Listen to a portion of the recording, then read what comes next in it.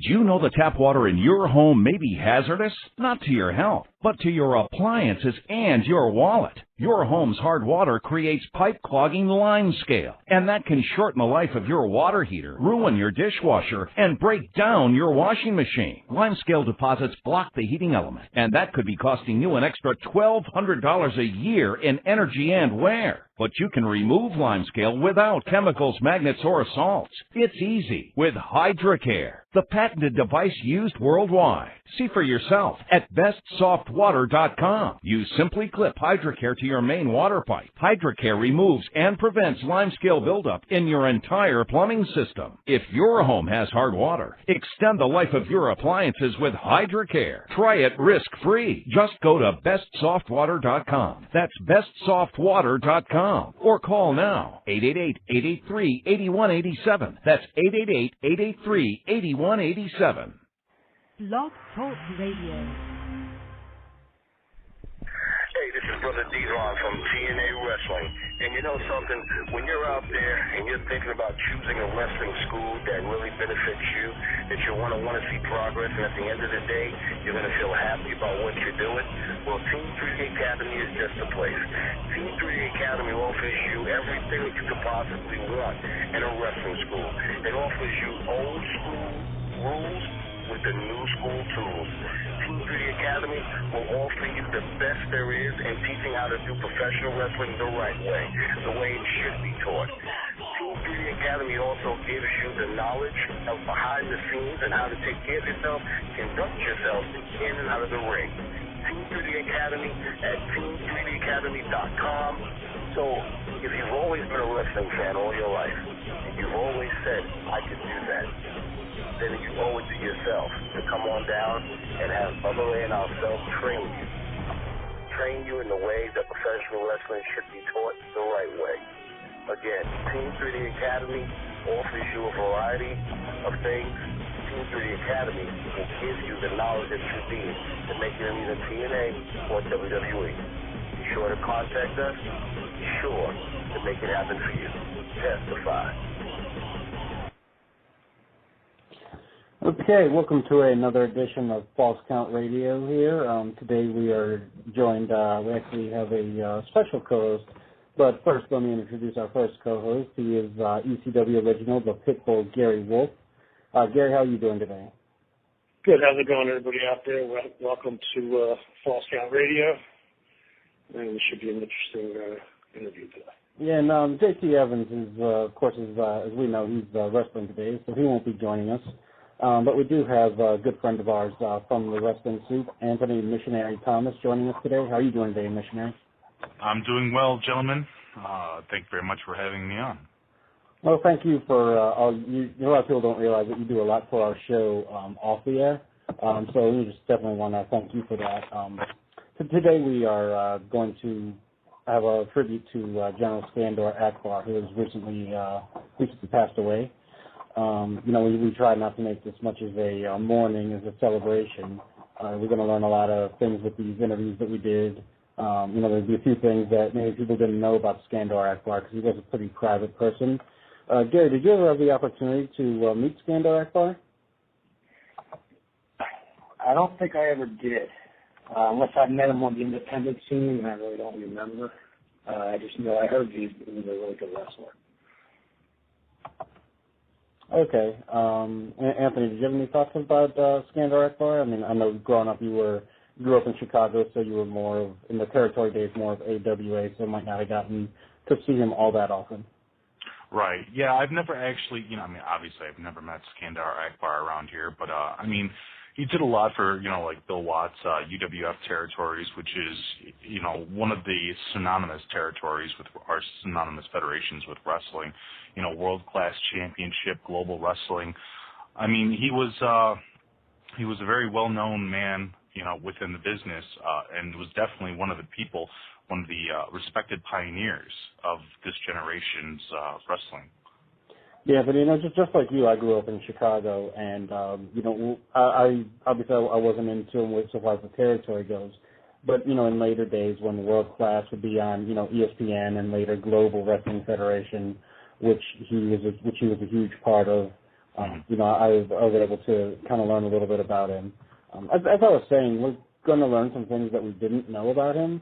And one of the reasons why we didn't know so much about Skandor Akbar, at least outside of the ring, is, he really kept his personal life private because he was such a hated heel. A lot of people don't realize he wore a bulletproof vest because of some threats on his life. There were times where mobs would throw rocks at his car, tires were slashed, windshields were shattered. That was really in the days where kayfabe, was kept alive. But because of that, he tried to keep his personal life private for the purpose of protecting his family. A lot of people didn't even know much about him as a family man.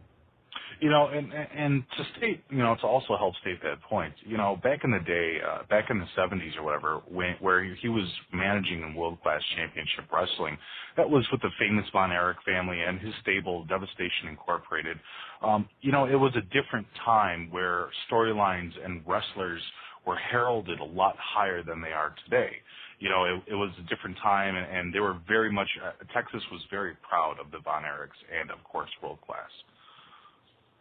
Yeah, definitely, and he was definitely in that day where it was held where the industry was still very protected, and that was definitely one of the biggest feuds in World Class.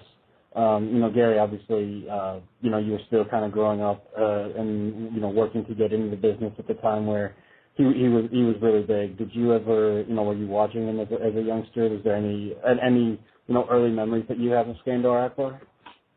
Well, I used to watch the Von Erichs all the time, and I think I caught him on TV on one of their federation shows that they had, and like I said, I always thought he was a great worker, a great heel. He had good people around him, like the Von Erichs, and I think that probably helped him become a better heel. It's a shame that we lost him. I don't think 60's really that old. And, but it seems like nowadays, wrestlers, our lifetime capacity, not as what it used to be, Mm-hmm. Yeah, definitely. And, Skandor definitely lived a full life. He was born in 1934, so, what's that, 75, 76, he was when he passed. So it was definitely, he had a nice long life, kind of got out of the wrestling business and sort of intermittently made his appearances, but, for the most part, when he retired, he stayed retired. Right. Yeah, actually, he retired from active wrestling in 77. He actually retired when I was born, which is kind of amusing, but right. in November of 77. So it's kind of amusing because, his active career ended, but at the same time, he had so much to offer, and to help World Class and, obviously Global and UWF and stuff like that, he stuck around as a manager, as a mentor, and it's nice when you can sit there and say that the legacy was carried on, from that era to this era. Well, what I'm going to do right now is we're going to play the first of our pre-recorded interviews with Doug Masters, currently known as Doug the Thug, and then when we come back, we'll talk a little bit about his early life. Let's find it here.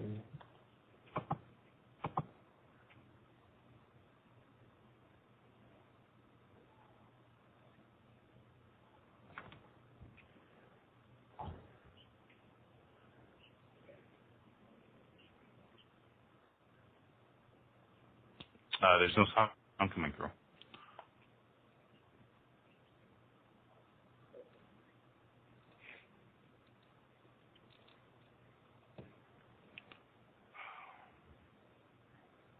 Andrew?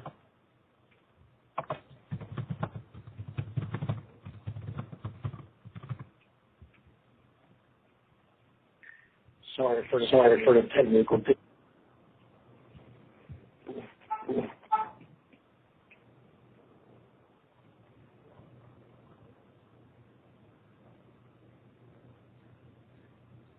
Yeah, it's not coming through. Which one is that? I'll play it from my end. Which one was that again, Andrew? What number? Hold on. I do apologize. I apologize, everyone. It appears we're having some technical difficulties. Missionary, I was trying to play Doug Masters.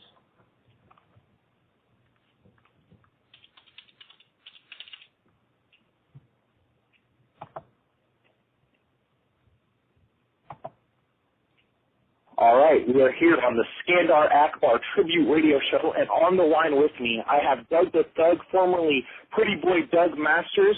Doug, you got to work with Skandor Akbar. My first question for you has got to be, what do you think he wants the fans to remember him for? Remember him for because he always showed up on time, and he always put 120% effort in everything he did. He was a man of his word. What is one of your fondest memories of working with him? Working with him, I remember one time we was in Puerto Rico and he was my manager. Me and Dick Murdoch, he was our manager, and we had so much heat in there that the marks come up and turned the car over and set it on fire.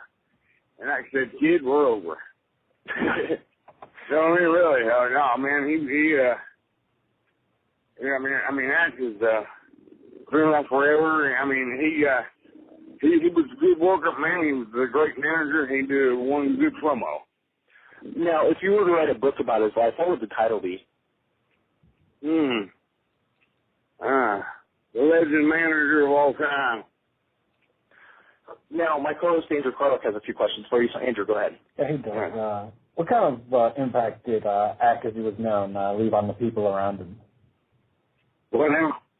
I said, what kind of impact did Ack leave on the people around him in the wrestling business? Oh, man, what I hear, I couldn't make it to the funeral, but what I hear, there was a lot of people showed up.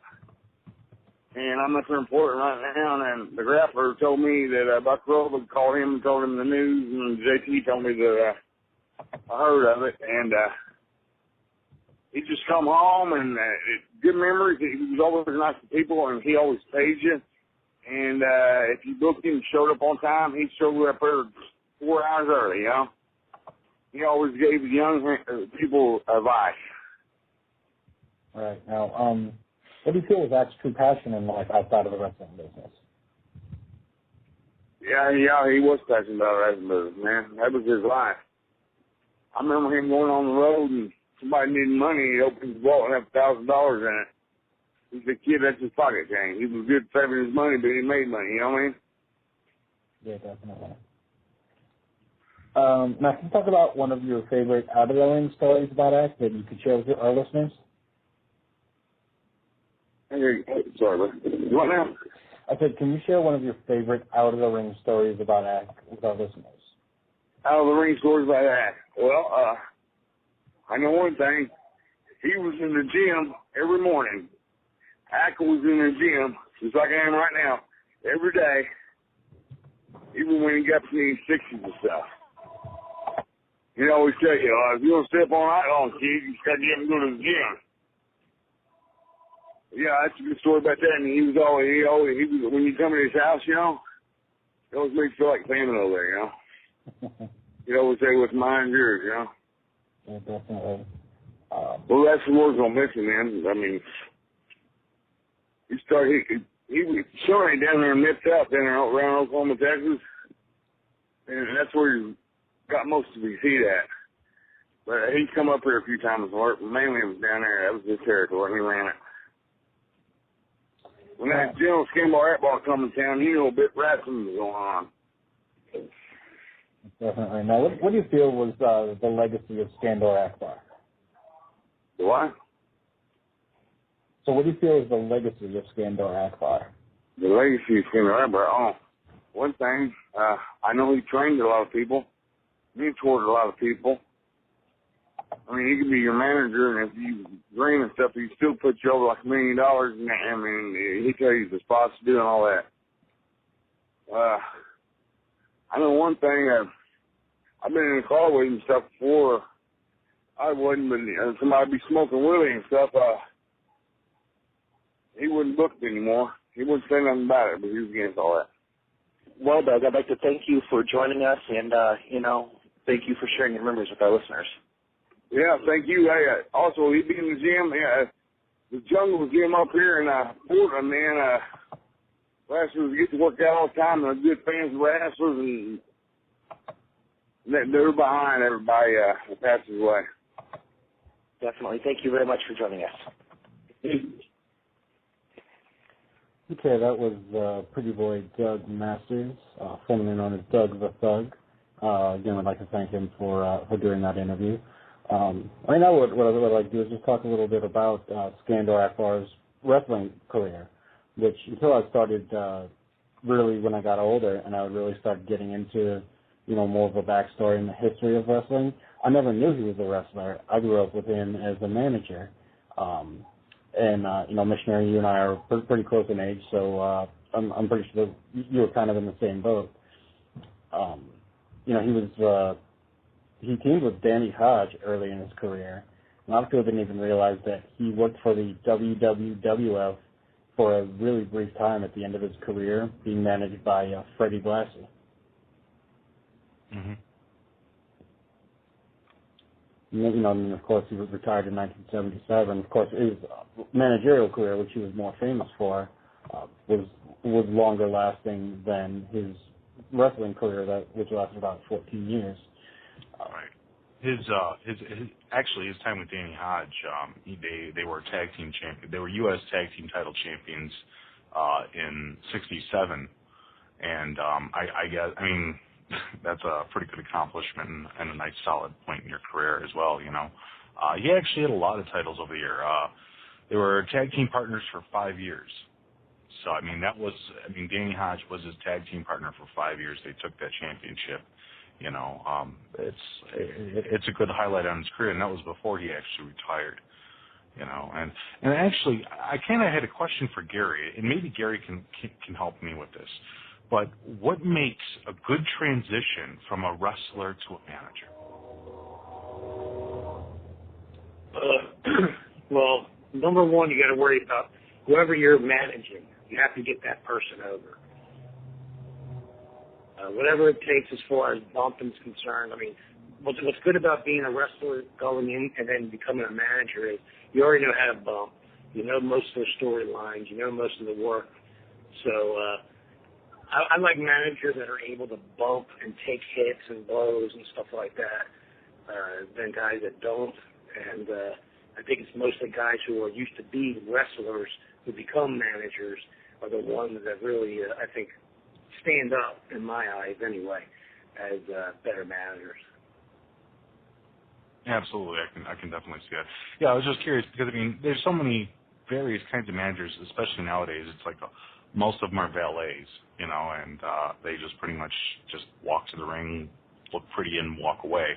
Whereas I guess you could even say managers from the '80s. You had guys out there like Bobby the Brain Heenan and Mr. Fuji, both accomplished wrestlers back in there. Well, Bobby Heenan was never really a wrestler, but he was so willing to, take those bumps and stuff like that.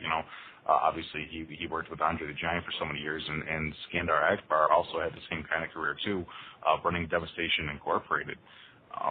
It's just kind of interesting to sit there and focus and wonder if, what makes a better manager? Is it a wrestler, or is it somebody that's brand new and just sticks to managing, sticks to that role the whole time?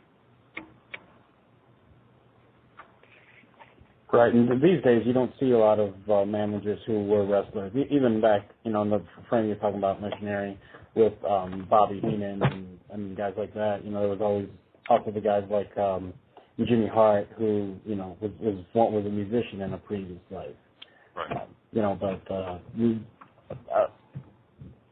Gary, if I'm wrong, correct me on this, but I've always felt that there's as much of an art to managing than actually wrestling. Maybe not quite as much, but it was quite an art as opposed to just someone walking out there and carrying the jackets and things like that.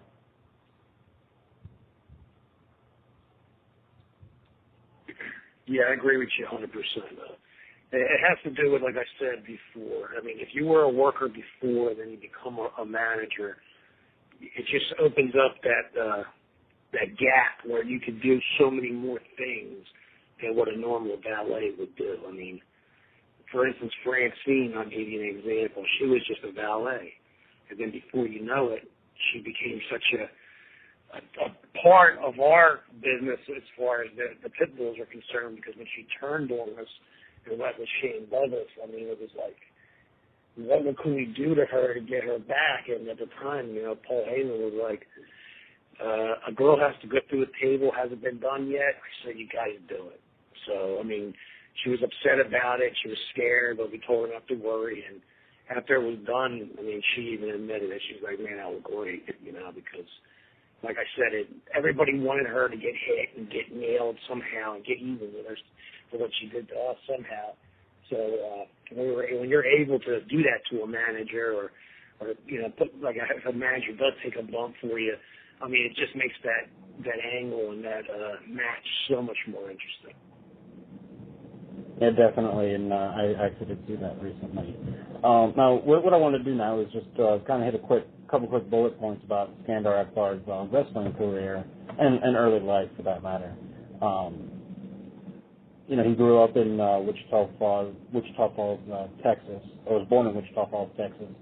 When I found that out and found out after knowing the character he had played, this is also as a youngster, where I was still kind of believing in wrestling as legitimate. But it's kind of surprising to me, just considering he was the big foreign heel, like their answer to Sheik Adnan Al-Kaisi. But later found out his father was from Lebanon and his mother was Syrian, so he kind of has that look there, and he had the headdress and the garb and everything. And in his wrestling career, he got a start from Lou Thesz. We talked briefly about his time with Danny Hodge, where he first turned heel by turning on Danny Hodge. That's a hell of a blessing. I hate to interrupt, but that's a hell of a blessing to get brought into the business by Lou Thesz. I mean, that's the guy. That's the grandfather of wrestling. That's the man that's synonymous with it. There are many greats, but Lou Thesz is among the top. Yeah, not many people can say that they were brought into the wrestling business by Lou Thesz. Yeah, absolutely not. Skandor Akbar at one point won the NWA North American Heavyweight title, which, was quite an honor at that point. It wasn't quite the World Heavyweight title, but, was definitely up there. And then, of course, when he retired, he stuck to managing the foreign heels for a while. Of course, had his big feud with the Von Erichs. But did either of you guys have any comments on his wrestling career? Well, I mean, he also held the tag team title, or the NWA Georgia tag team belts with Ox Baker, who we also have in an interview. He also worked with Rocket Monroe, and they kept the tag team belts in 1972. And I mean, you can go down the list. He had the NWA Heavyweight Championship. He really did have a decorated career, a very decorated career, especially in the era. And, speaking of Ox Baker, like you said, we did have a interview with him, so we'll go ahead and play that now. That's Andy. I don't think we have the Ox Baker interview. It was never able to be fixed, but we do have the other interviews coming up. So. But, yeah, I do remember that one was... Gentlemen, at this time, I'd like to welcome the Maestro of Wrestling, the Stro to the line. Stro, you got to work with Skandor Akbar. Got to ask you, what do you feel he wants his fans to remember most about him? Well, Skandor Akbar was a tremendous manager of many top stars in wrestling. I mean, from Smalley down to Giant. I mean, the list goes on of the greats he managed, including yours truly briefly. During my stint in the mid-90s, I just got back from a tour of Mexico, AAA with Jake Roberts, and I did a couple shows with him and Rob Irwin and the Black Bard and some real world-class championship wrestling legends back in the day. So, I mean, Skandor was, very passionate about the wrestling business. He loved the business very much. And, great, really nice guy. And, he was a great influence on a lot of us that knew him and, bumped into him through the years. And, his memory will always, will stay with us. Uh-huh. Now, what is one of your fondest memories of working with him? Oh, I mean, he was very helpful as far as his persona goes. I mean, the little things he would do to get people riled up during the show was you can just like walk out to the arena or an event and just get, instant reaction from the crowd. So, I mean, it's just, you're definitely one of a kind. Mm-hmm. Now, if you were to write a book about his life, what would the title be? Oh, that's a very good question.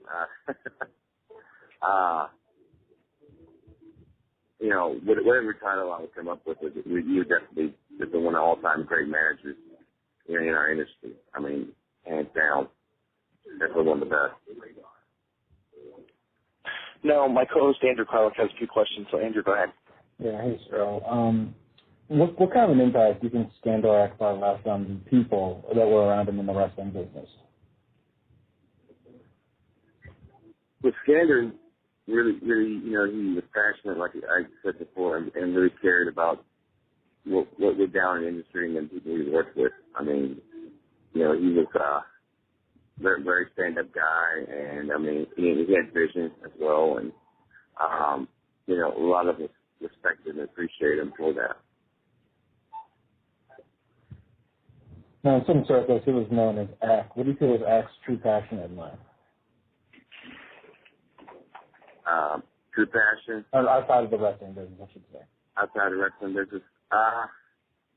He was always, dabbling in different things outside. I mean, he was a very, very smart man. And, he would always keep up with, current events and, with the news and different things. I mean, never dull conversation. And he was always, you can make a topic about anything to talk about. And what is one of your favorite out-of-the-ring stories about Ak that you can share with our listeners? Oh, gosh. So many.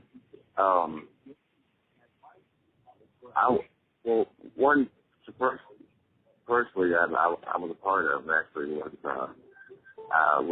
we're doing a show outside of Dallas, and it was a 6-man tag. I believe it was Sam Houston, Charlie Norris, and Jake Roberts. It's myself, Wild Brewer, and then the Black Bart in the 6-man tag, and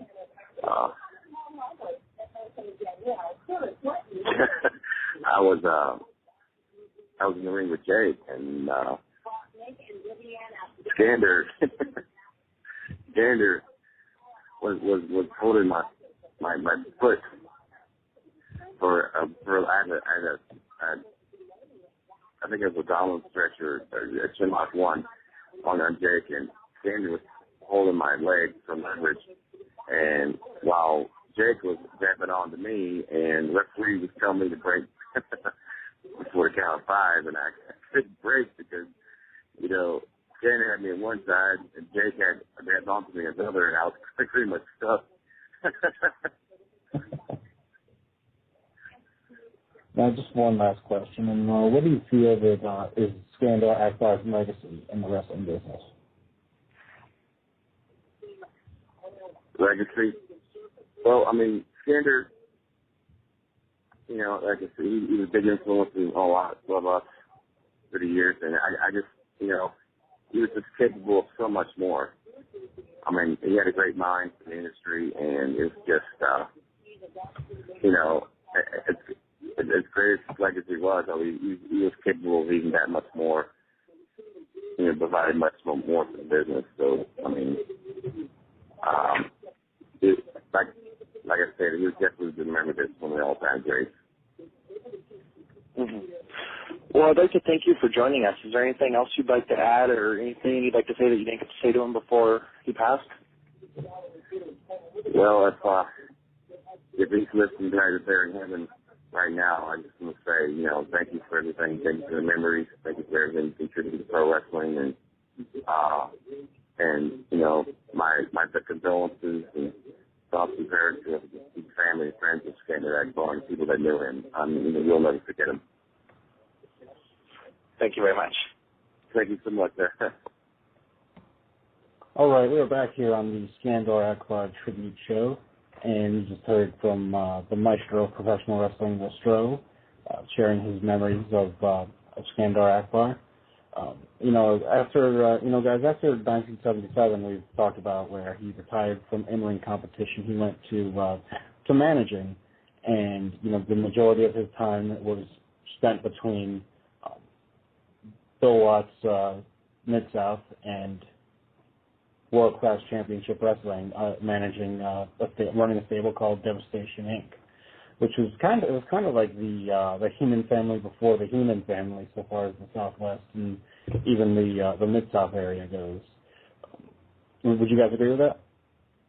Oh yeah, absolutely. I mean, there were plenty of stables, but Devastation Inc. was definitely popular for the Texas.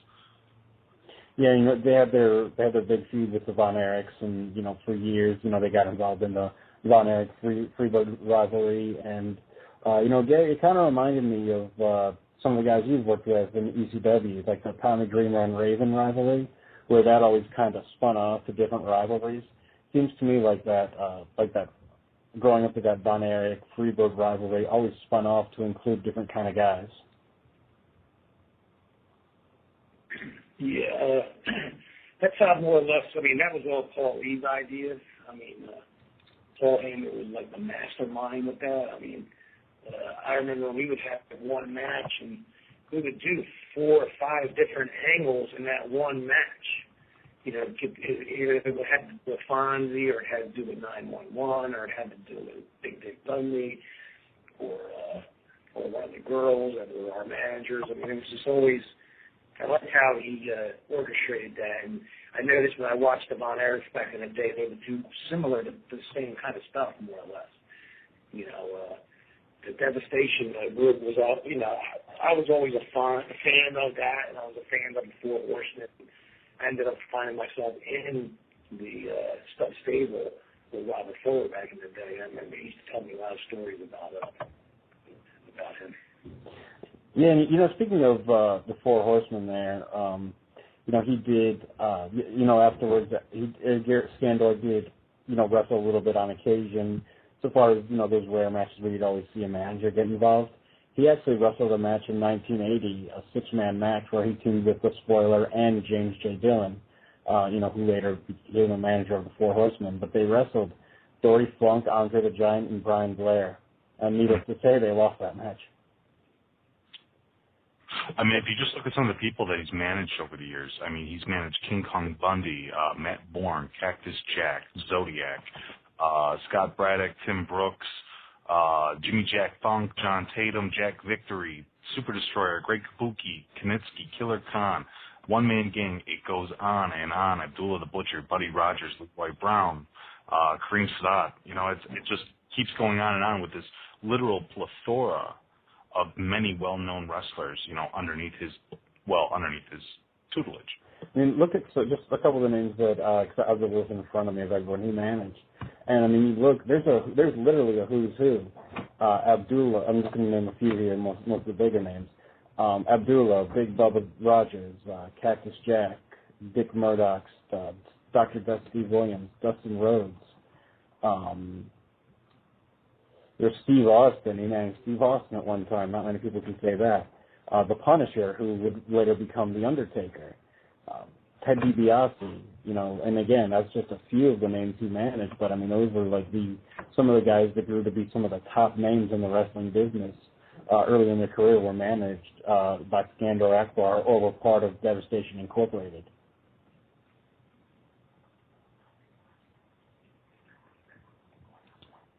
Oh, yeah, absolutely. So, and I have some information. Just did a little bit of research on him. In his time when he was with Mid-South, he was in a storyline with Iceman Parsons. He was feuding. He feuded. At that time, they were with. I forget who he was with, but they. Devastation Incorporated had gone to attack Dr. Death and Ted DiBiase. So, there was sometimes in Mid-South, Missionary, you mentioned that earlier. Did you have any lasting memories of his time in Mid-South? I really wasn't actually too into Mid-South. And, I mean, that's just from personal tastes. most of my experience when it comes to Skandor Akbar is what I've seen through, homage videos and stuff like that. And looking back on individual matches, I wasn't actually privy to, seeing all of his work, as it was happening live. So unfortunately, I did miss on that experience. But for the most part, I still have a high respect, for what he has accomplished, the people that he has touched and helped up with their careers, etc. It's obvious that not everybody becomes king of the roost, but even the cogs in the machine are worth more, than being without. So. Right, and one of the most memorable things I remember from Mid-South or UWF was Skandor Akbar throwing a fireball at Hacksaw Duggan, presenting in the type of storyline where he's temporarily blinded, and we all know how that always ends up. But that was the first time that I remember seeing the fireball. So that was something at a young age that kind of stuck with me. And of course, I moved to Virginia when I was still pretty young, so, I'd seen the AWA previously, and then I moved down here, and, Mid-South was sort of in the area, so we would get that on TV if you looked hard enough. So I was able to kind of get enough there. But of course, his biggest time was with World Class. That was when he was at his best. He was feuding with of course, we've talked ad nauseum about his time with the Von Erichs. Right. There's a lot of times later in like towards the end of WCCW where he was still, pretty big. This is around the time when Mick Foley was coming up, and he joined Devastation Incorporated. He was Cactus Jack Manson, is what he was known as. And then from there, that was kind of from there he went to WCW. But Mick Foley was kind of in a power struggle storyline with Skandor Akbar over, control of the stable. And Gary, of course, Mick Foley went from there to WCW, doing his intermittent appearances for ECW. I don't know if you ever got a chance to talk to Mick at that point, but did you see any of that? Anything he might have learned from there, or did he ever talk about his time down there? No, he really. Mick was actually Mick always stayed to himself when he worked for ECW, and he was usually. He would bring up stuff by guys who had managed him back in the day, and he would bring up his name sometimes and say he told him a lot. And, Mick had it rough in the beginning of his life, and it took him a while to get around. But by having good managers like that, like him and others, it just makes guys work so much easier. And it's just, being on the road with that guy like that, you just learn so much. And you hear a lot of stories from the old school where someone's manager would not just come out to the ring with them, but they'd travel with them. They'd take care of plane reservations, hotels. If the airline lost luggage, you definitely don't want someone like Mick Foley angry at you, so the managers would take care of things like that. And I'm not sure if Skandor did that, but you hear that story with like Paul Ellering and the Road Warriors used to handle things like that a lot. So it's definitely a lot different, and you really learned a lot more from a manager then than you do now, I feel.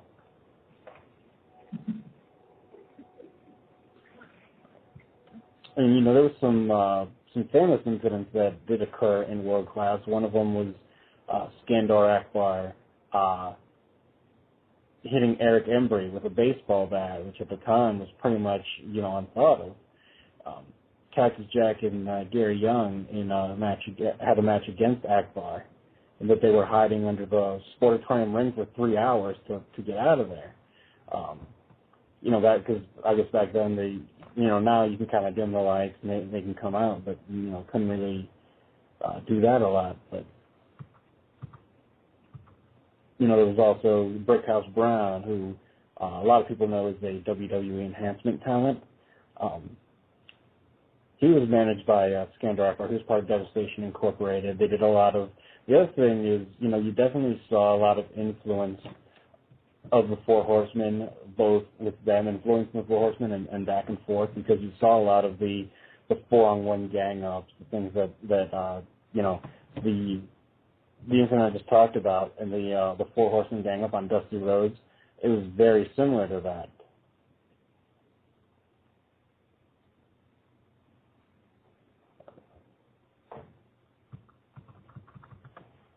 Let's see. And, you know, after a while, you know, of course, as many promotions tend to do, World Class kind of dissolved into USWA, and, you know, a new organization was built in Texas, the Global Wrestling Federation, and we'll talk about that a little bit in a moment. But I believe we have an interview with Bart Sawyer that we're going to go ahead and play now. Absolutely.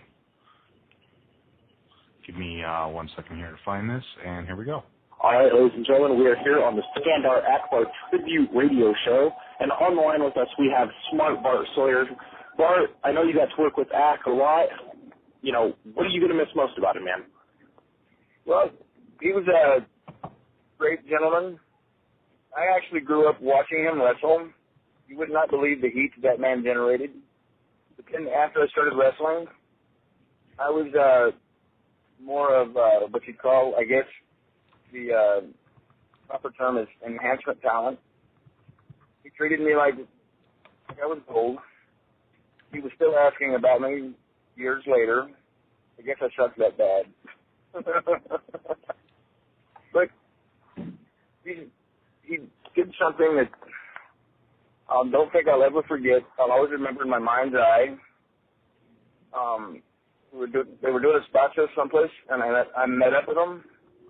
And Ak was getting dressed, and he took his payoff, folded it in half, and put it in the sole of the shoe.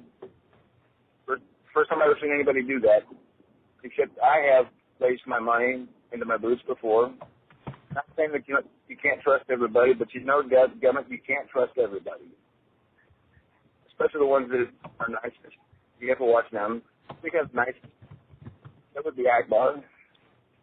He's an incredible piece of talent. And when I was growing up and going to the matches and seeing him live, it was during the 80s, during all the oil stuff. He especially had that natural heat going. And we were actually in what you would call a redneck part of the country. So he was hated. Especially when he got a good tag team behind him.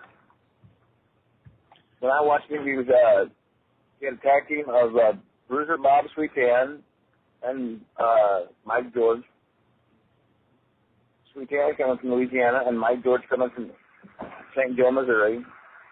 And he was actually one of the first pieces of talent that I can remember who actually threw fire, and the people bought it. I mean, I know Waller's been doing it for years, but Akbar was doing it for years before that. Mm-hmm. So, talk about heat. He also, at one point, he was managing a guy by the name of Mr. Pogo, whom I've actually wrestled since. He was working for Wing, and he and I fought all over that damn island. And he also had, there was a powerlifter named Steve Lawler who would come in to the tri-state area and was doing a bench press off. And Akbar threw the lifter's chalk in his eyes and burned his eyes. So he rode that for quite a while. You never could trust him. The all-rich oil Arab, especially at that time in our history. Now, I got to ask you, what do you feel that he would want the fans to remember most about him?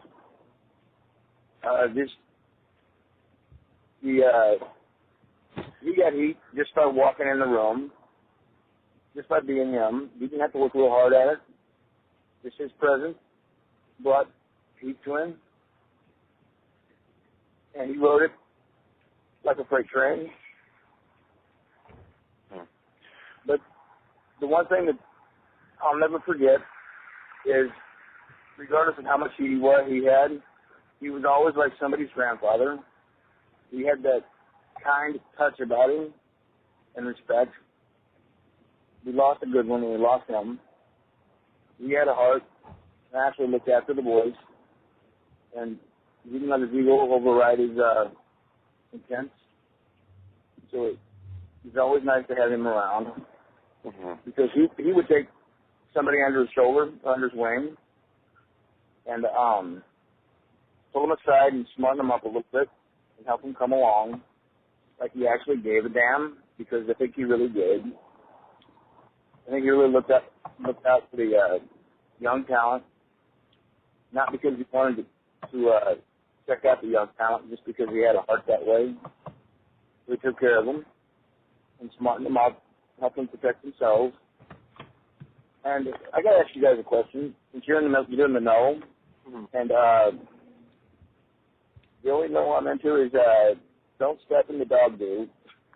But, I got a mysterious text, and I don't know who the heck sent it to me, but did Winifred Shawn pass this morning? Yes, actually, she did as well. Oh, okay. And Tough Tony Bourne also passed. Oh, Lord. Oh, nice. This is a rough one, boys. Yeah, I would agree with you. Now, if you were to write a book about Akbar's life, what would the title be? I got to know that you don't. Not a real catchy title, but everything. He rubbed in the fact that he had the oil that we needed. And he very well, and he filled houses all over the tri-state area, all over Oklahoma, Arkansas, and Missouri. Whoever he managed went straight to the top because he had the knowledge and the funds and the wisdom and the charisma to take them there. All they had to do was just shut up and listen, which is a crack with a lot of people. They'd do a whole lot better if they would just shut up, get over themselves, and go on about their business and listen to someone who knows what they're talking about. The reason they call it something I figured out a while back is they call it old school. You know why they call it old school? Why is that? Because it was good enough to get old. To last that long. That's a good answer. Now, you know what? It's amazing the things that cross your mind when you're indulging in a little pacalolo here and there.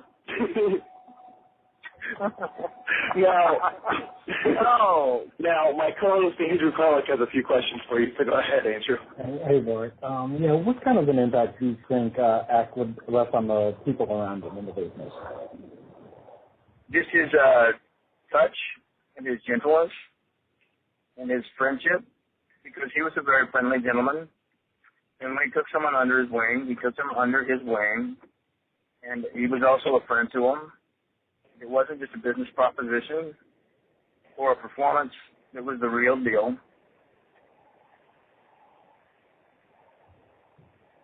Okay. Now, what do you feel is Ak's true passion in life outside of the wrestling business?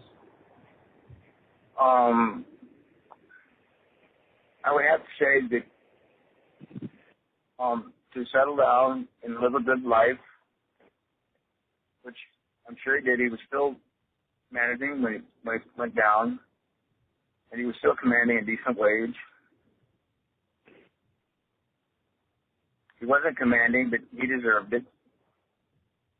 When he showed up to perform, showed up to do his job, and no one had to explain anything to him.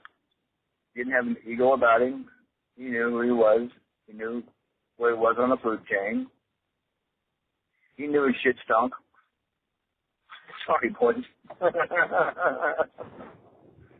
He knew it, but he didn't try and hide it or walk around it. He came and he performed. He did his job, took care of his boys.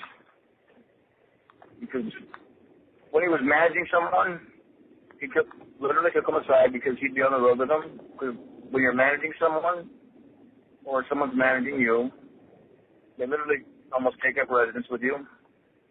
Because they're the first person you talk to in the morning, the last person you talk to at night.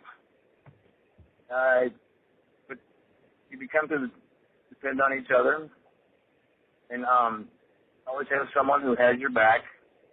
Because anybody ever heard of the Tennessee handshake? Yeah. You gotta watch out for the Tennessee handshake. For those that don't, it's where they shake your hand in the front, and with the other hand stab you in the back. But that's just that's kind of a coarse way of looking at it, but it's still there. Especially when people believe that they're more to them than they are to the business. Because you always got to know, there's a saying that I learned when I first started was, you can work the people, work the promoter, work the boys, but just don't work yourself. So don't lie to yourself. Be honest with yourself and know where you're at in life and where you belong on the food chain. So it's just some, I guess, old school or old timer religion. Just because I refer to as an old timer or being old school. What we call old school, it's the kind that works. That's me. I show up, I'm going to fight. Whatever it takes, I'm going to give you your $10 worth. Yeah, just from what we said. Listen, boys, is there anything else I can do? You want me to take out the trash or something while I'm here?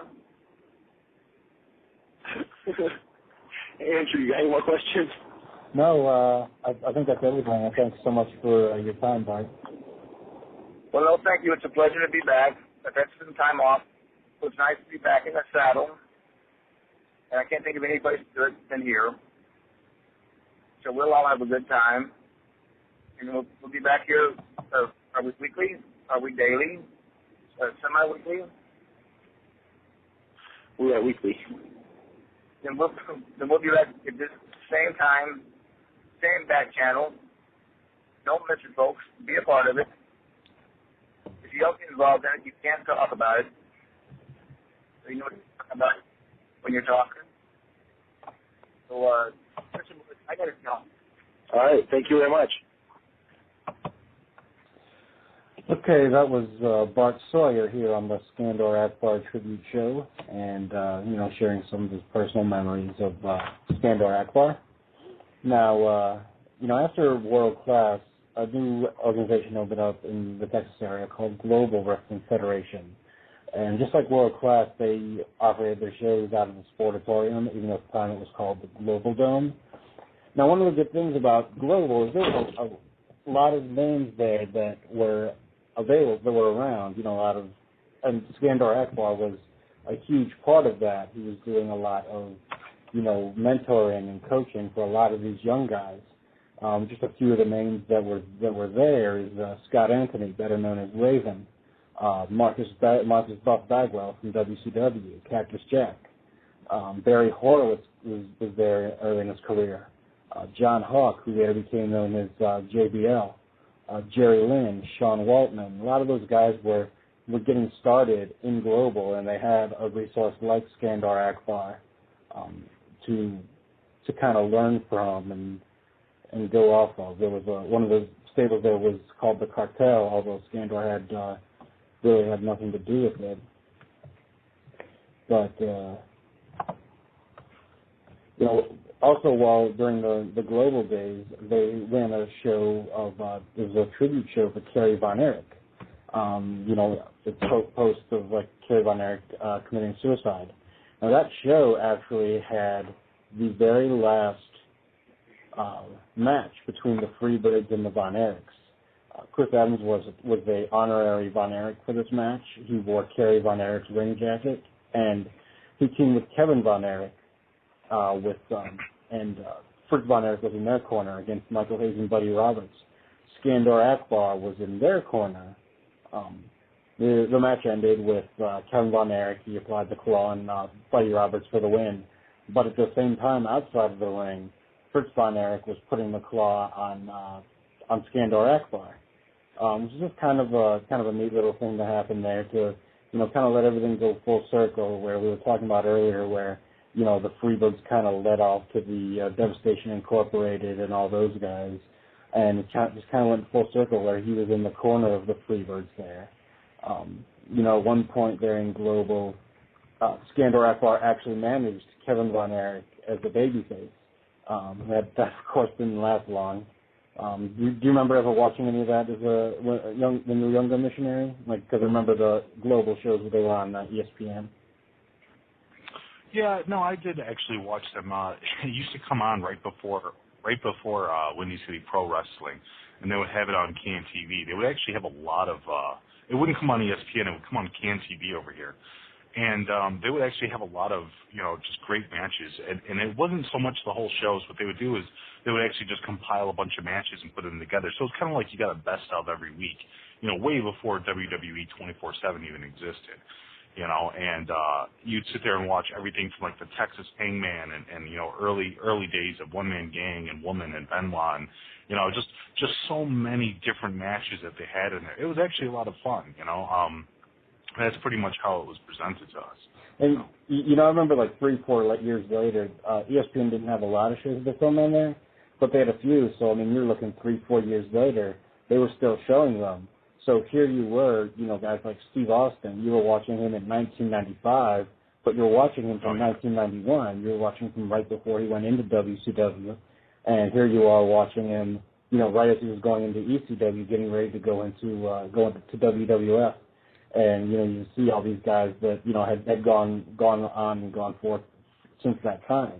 Oh, yeah, absolutely. I remember watching, everything from the Young Rockers or Midnight Express, you just got to see pretty much everybody on these shows. It was actually a lot of fun. And I do kind of miss it. I kind of miss the fact that mainstream sports channels and mainstream TV doesn't, pretty much promote wrestling like it once did. And it should. There's still so much. Even if people don't like the product today, that doesn't mean that the product yesterday was bad. The product yesterday was still brilliant. Even the product today is brilliant. It's just, it's just, I wish they would actually do more like that, because there were just so many people that gave so much of their lives and their passion, for the industry, that you would expect that, there would be more of a call, more of a rise to arms from fans and just from even casual fans saying, hey, what happened to the old days of the AWA and the NWA? Why isn't this on TV more?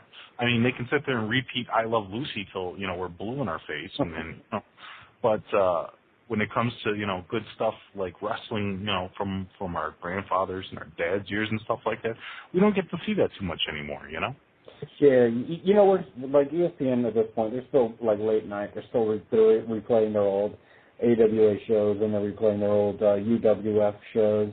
Which they do have sometimes have some Akbar footage there.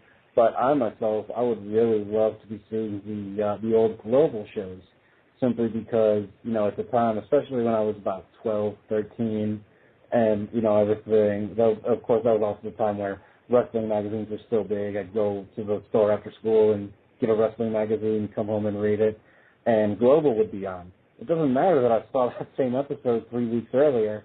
It was on at 4:30. I had to see it. Just sort of like a childhood reminiscence for me. I think would be a reason why I would like to see it. And of course, the WWE Classics on Demand. They show old World Class. They show old AWA. And I'm not sure if they own the Global footage, but if they do, I definitely think that's something that they should show, even if it's just one of these, like this Kerry Von Erich's tribute show from 1993. Chris Adams got a lot of notoriety there, because after a couple of months in Global, it was really full of WCCW alumni. And actually, I was watching some of that stuff on YouTube recently, and, they were showing, crowd shots and stuff like that. They showed a crowd shot of a young Lacey Von Erich in there, and I was just pretty floored when I saw that. Gary, did you have any thoughts on Global? I know that was where you were really starting to wrestle a lot, so you might not have gotten to see anything, but did you ever get a chance to look at the Global era? Yeah, I used to we used to get it on ESPN, I think, over here on the East Coast, and I used to watch it as much as I possibly could. Me and my grandfather used to always watch it. We were big fans of him. It's a shame that they don't show much of it on, I don't think they show any of it really on demand on the WWF 24/7. I don't think I've ever seen any on there.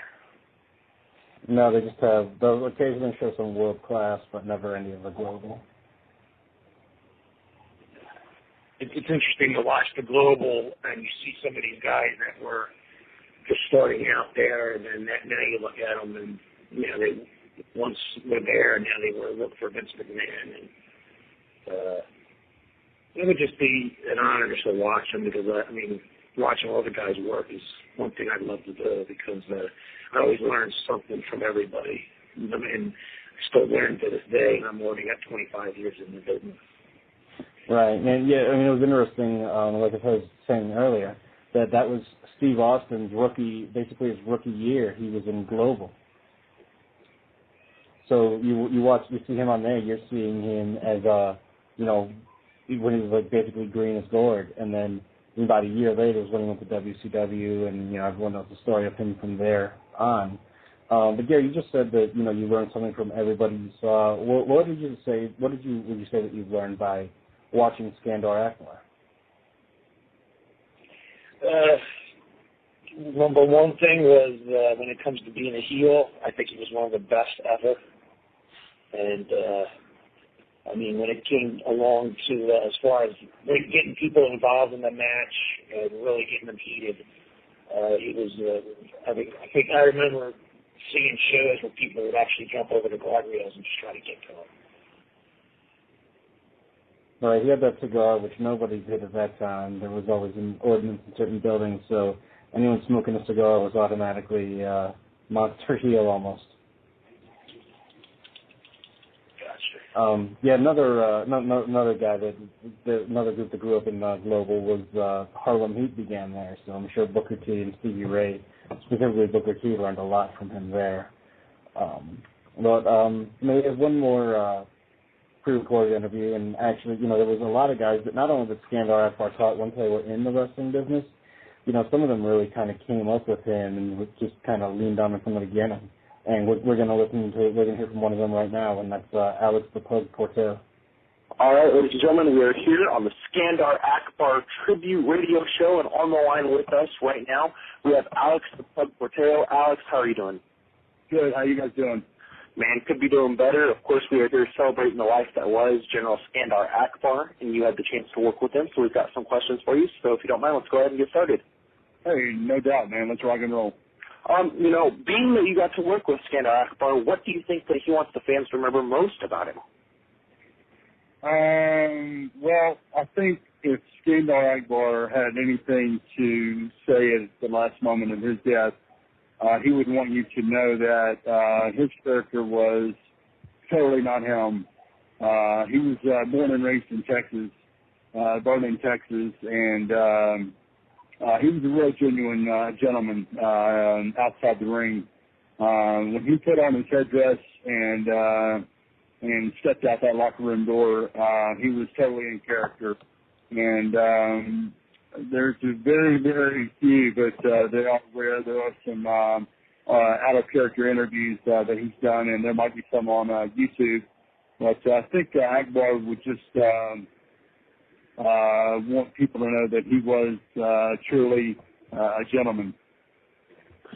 Yeah. Now, what are you personally going to miss most about him, and what are some of your fondest memories of working with him? Well, I don't know if you guys know this or not, but General Skandor Akbar gave me my first break in Dallas, Texas in 1987. They were actually over in Shreveport, Louisiana, doing a show back when it was World Class Championship Wrestling, and I had presented a tape to him of a couple of local matches I had in Louisiana, and he gave me my first break in Dallas. So he did a lot for me in this business, and he actually got me booked out in Puerto Rico in 1991. So I'm going to miss just him himself. I wasn't able to make it to the memorial. It was a tough day for me Tuesday. I know a lot of the boys made it out to Wichita Falls. I'm just going to miss him in general. I did see him back at the Texas Shootout last February and said hello to him and spoke with him briefly. He did not look good then, but I'm happy he was able to make it to Charlotte a couple of weeks ago for the NWA Legends Fest. I know there were several guys that he did not get to see for many, many years, and I know that was a good closure to him.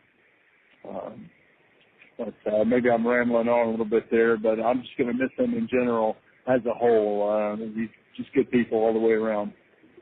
Now, if you were to write a book about his life, what would the title be? I would title that probably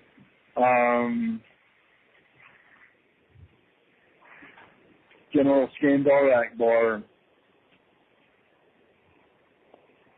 Mm-hmm. One of the top best heels in this in the business.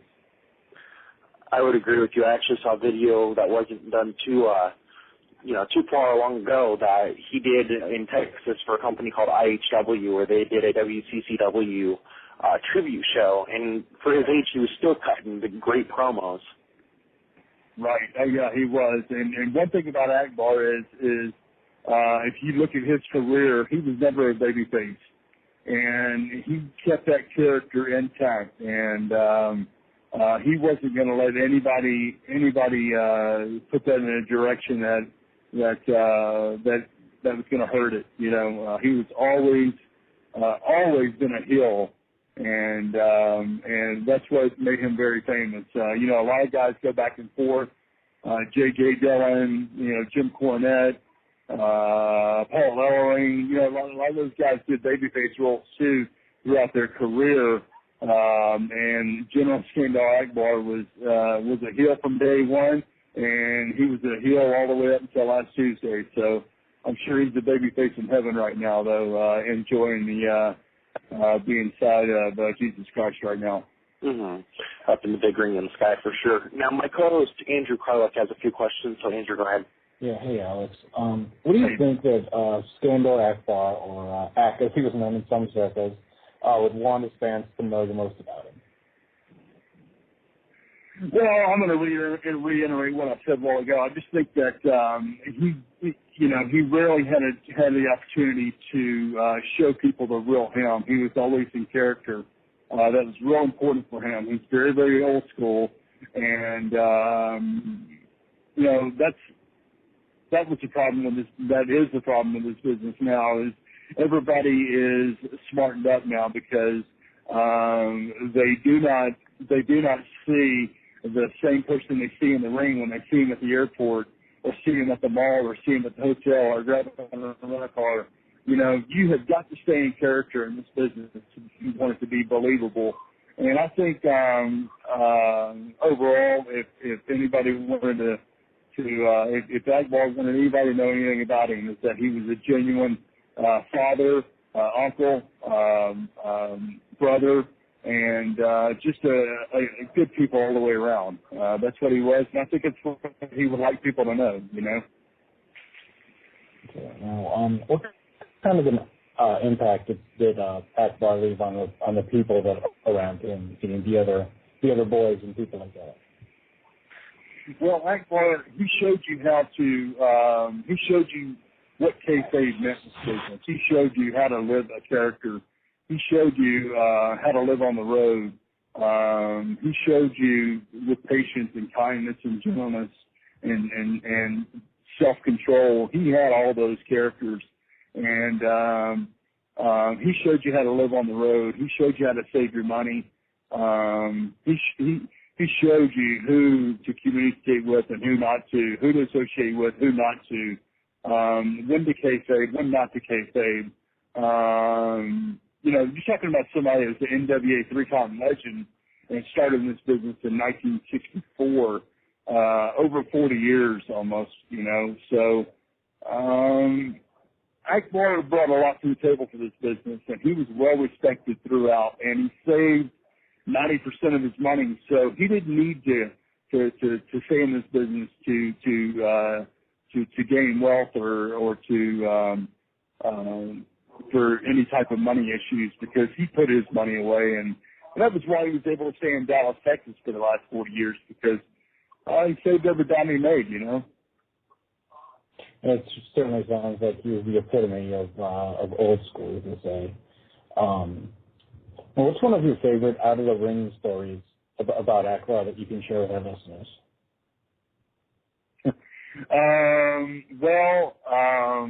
You know, Akbar and I were very, very close, like many other guys were with him. And I'll tell you a funny story. Gosh, there's so many of them out there. But a funny story, well, it was kind of the joke was on me, really, but I was on the phone. I was in Houston, Texas. I was like 18 years old, maybe 19 years old in 91. And I'm on the phone with Akbar in Puerto Rico, and I'm in Houston. And he said, you know, Alex, I might have you a spot out here in Puerto Rico, you know. I said, well, that's great, Ak. Listen, what interstate do I take out of Miami? And he giggled and laughed. I mean, he must have laughed 5 minutes. He said, no, Alex, you got to get on an airplane, son, to get out here. But that was just one of our fun times together. And, of course, we had many stories on the road. I had the honor to ride with him and Rocco Lubitsch a few places. You know, when I was out in Texas in the early 90s. But so many stories. You know, he was a big football fan and college football, and he loved the Longhorns. So everywhere you went, you heard about that and all the records and stats and, you know, players. And he knew those like the back of his hand. Yeah, I can definitely picture him saying that, you know, just with that gruff voice of his. What do you feel is Skandor Akbar's true passion in life outside of the wrestling business?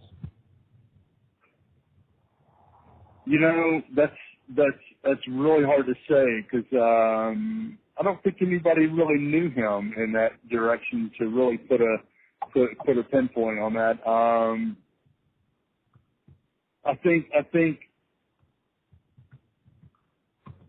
I don't think there was anything outside of wrestling for Akbar. I mean, it's all he knew. I think that he genuinely cared about this business enough to bring other generations in and take care of them, whether it be at his school, pro wrestling school in Dallas, or bringing them in from other places. This sport was everything to him, you know, and that's why he worked up until the day he died. You know, his last show was at Wrecking Ball Wrestling, and they're in Texas in Dallas on the 15th. You know, the NWA Legends was on the 7th, and I believe he made his last appearance with Matt Bourne on the 15th there. Outside of his business, I think he was just a football nut. You know, he loved football. You know, college football was a big thing to him. Well, Alex, I want to thank you for joining us and taking time out to share some memories with our listeners. It sounds good, man, and I appreciate you guys calling me and including me in. It's an honor to be on your program, and we're going to miss Akbar, and may he rest in peace, and along with several other big boys that have passed along. So, but until next time, we'll talk again, okay? Sounds good, man. Thank you very much for joining us. All right, gentlemen, take it easy. Bye-bye. All right, bye. Okay, that was Alex Portillo here on the Skandor Akbar Tribute Show. And I just want to close off here with just a few bullet points of, you know, Skandor Akbar never really retired. He kind of slowed down a little bit in his later years, but, you know, he kept pretty busy. You know, he booked out of Texas with an event called Superstars of Wrestling. He even ran a training facility. You know, he kept managing, and in 2006, actually, there was for a promotion called Patriotic Pro Wrestling, Roddy Piper made an appearance. And, Missionary, I know Roddy Piper is one of your favorites, but he ran a Piper's Pit with Kevin Von Erich and Kevin Von Erich's son, Ross Von Erich. Now, in that segment, Skandor Akbar came out, shoved Ross, and Kevin Von Erich put the claw on Skandor Akbar. That was in 2006. Mm-hmm. So he was, well, that's not that great anymore, but 72, I think. 71, 72. Right. And he's there taking the claw. He even in 2007 through 2008, he even continued or reignited his feud with Danny Hodge, only as manager. They would manage a lot of guys who were going against each other. So their feud, that lasted like 40 years. It's probably one of the longest feuds that I ever knew of in wrestling. And then Alex Porto did allude to the fact that just the Sunday before he passed, he managed Matt Bourne. Actually, it was 2 weeks in a row he managed Matt Bourne in Wrecking Ball Wrestling, WBW, and the week before he had managed Matt Bourne to win their championship, and he was actually scheduled to wrestle that final night. Now, Missionary, the day that he passed was a Thursday, and of course your show, The Wrestling Soup, it takes place on Thursday. And I know you reported it live. Did you get any kind of memories on your show that night, or did anyone really have anything interesting to say? I'm sorry, I actually lost connection there for a second. What were you talking about? The day that Skandor Akbar passed it was reported on a Thursday evening. Oh, and right. Of course, your show, The Wrestling Soup, is live on Thursday, and I know that you brought it up on your show when it was still in the rumor phase. Yeah. I know this because I gave you that information. Did you get any kind of feedback, or anyone had listening to your show share any memories of Skandor Akbar that night? Well, it's kind of hard to sit there and gauge the genuine responses of the people that listen to Wrestling Soup. To put it nicely and cleanly, Wrestling Soup is a show that is pretty much dominated by making fun of the false rumors and making fun of wrestling news in general. It doesn't take the wrestling industry very seriously, but it doesn't take itself very seriously either. So when harsh news comes into effect, and this isn't to sit there and say that we haven't done some very serious episodes. We are very proud of the episode that we compiled against the Wrestlers Rescue rumors, and pretty much, exposing out some questions for everybody to listen to. But at the same time, this show isn't a very family-friendly show, and therefore, when somebody says something like, Skandor Akbar passed away, just to be honest, our chat room isn't the most receptive of people, and they think it's a joke. And it was only until later on that everybody started realizing that, no, this isn't a gag. This isn't like making fun of Betty White or something. This is legitimate. And then all of a sudden it changes the demeanor. Then people don't really joke about it for the most part. But I mean, it's really hard to sit there and say that, Wrestling Soup is the home of breaking news, because no. Yeah. But thanks. I just wanted to see if anyone had anything interesting to say there. We're going to go ahead and wrap this up now. Did you have any final thoughts, Missionary? Before you do that, again, I just want to thank you for coming on today and for producing those pre-recorded interviews. And I speak for JT here, who again is wrestling this evening. So we all wish him the best of luck. And I do speak for JT in saying that we're really appreciative of everything you've done to assist us. But did you have any final thoughts? It's, we kind of joked off the air before, it's been a really rough time for wrestling. Geez, this last month and a half, 2 months, we've lost, already 6 people? 5 people in 1 month alone. In the month of August, 5 people passed in that month, which is pretty, it's one of the worst months I can, in recent memory so far, is, wrestlers passing away. And of course, as you know, I also had some personal loss in that month as well, so that made it even worse. Right. It's just, August was not a pretty month. And just to be honest, and I'm sure the people that are listening to this, they're hardcore, FCR fans, or they remember Skandor Akbar and they have a lot of love for him, but they would have to sit back and admit to themselves that, it just really makes you a little numb. And it's not to sit there and say that you don't care about these wrestlers. It's not to sit there and say that you don't have empathy for their families, for their friends, for their fans. It's more along the lines of it's just so hard to take sometimes that you have to really step back and just listen to what they've done. You know, this show right now might not hit people, but you know what? Maybe 4 months down the road, 5 months down the road, if they pick it up and listen to it, they'll go, yeah, that's right.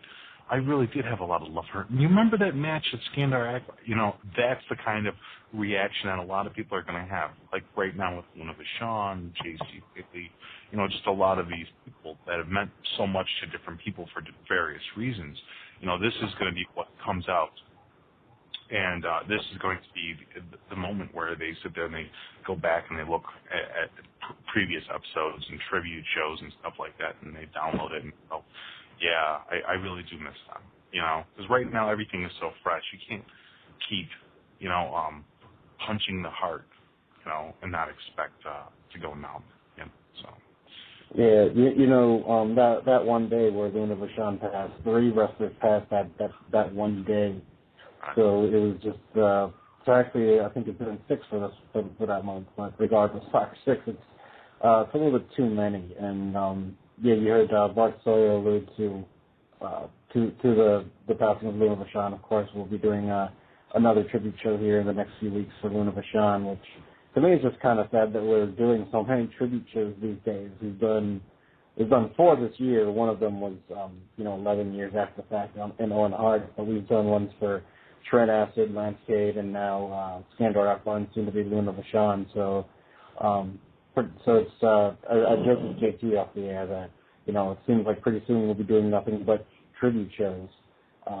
You know, hopefully this will slow down a little bit, and it's very emotionally exhausting for all that. But did you want to go ahead and plug your show real quick before we close up?